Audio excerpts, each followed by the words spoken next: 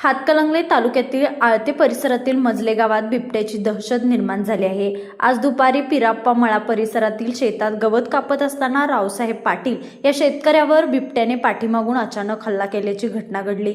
या हल्ल्यात ते जखमी झाले असून सुदैवाने त्यांचा जीव वाचला। मिळालेल्या माहितीनुसार रावसाहेब पाटील शेतात गवत कापत असताना दबा धरून बसलेल्या बिबट्याने त्यांच्या पाठीमागून झडप घातली। त्यांनी आरडाओरडा केल्यानंतर शेजारील शेतकरी तातडीने घटनास्थळी धावून आले। ग्रामस्थांनी मोठ्याने आरडाओरडा करताच बिबट्याने तेथून पळ काढत शेजारच्या ऊसाच्या शेतात आश्रय घेतल्याचे सांगण्यात आले। स्थानिकांच्या म्हणण्यानुसार काल रात्रीपासून मजले परिसरात बिबट्याचा वावर दिसून येत असून काही कुत्र्यांवरही हल्ला झाल्याची माहिती समोर आली आहे।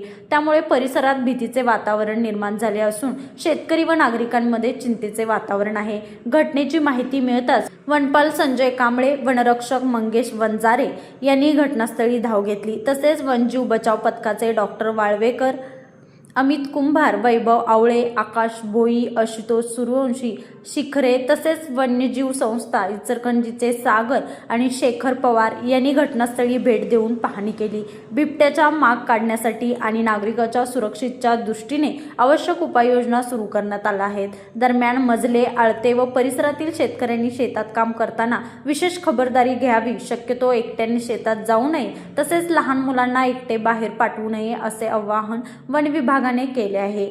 लाईव्ह मराठीसाठी कुंभोजहून विनोद शिंगे।